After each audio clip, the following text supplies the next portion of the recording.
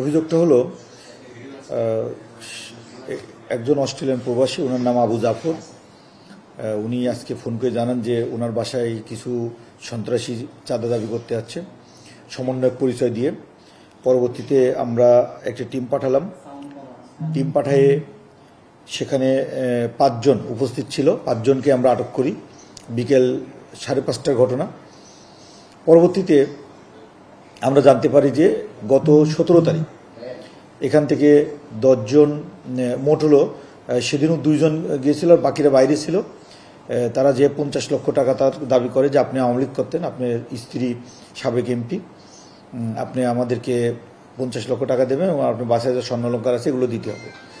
তখন উনি ভয়ে ভীতু হয়ে মোট হলো 10 লক্ষ টাকা তাদেরকে ওই সময় প্রদান করে হয়রানির ভয়ে। পরবর্তীতে আবার 22 তারিখে এই যারা আজকে আটক হয়েছে এরা পুনরায় তার বাসায় যায়।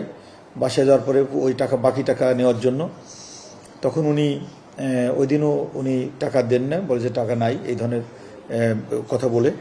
আজকে যখন যাই তখন উনি আমাদের হেল্প চান।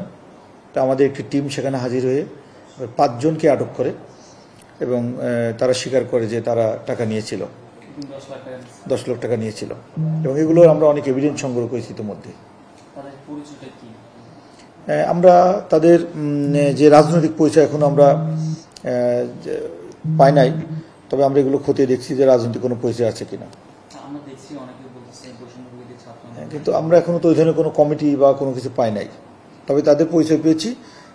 তাদের মধ্যে রিয়াদ সহ 4 জন একটি বিশ্ববিদ্যালয়ের স্টুডেন্ট, প্রাইভেট বিশ্ববিদ্যালয়, প্রেসিডেন্সি প্রাইভেট বিশ্ববিদ্যালয়, বাকি আরেকজন অন্য বিশ্ববিদ্যালয়ের স্টুডেন্ট, অ্যাডাফ বিশ্ববিদ্যালয়ের স্টুডেন্ট, রানিং স্টুডেন্ট।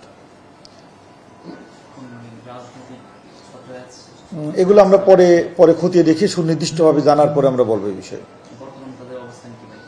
তারা আমাদের হেফাজতে আছে, জিজ্ঞাসাবাদ চলছে। জি জি,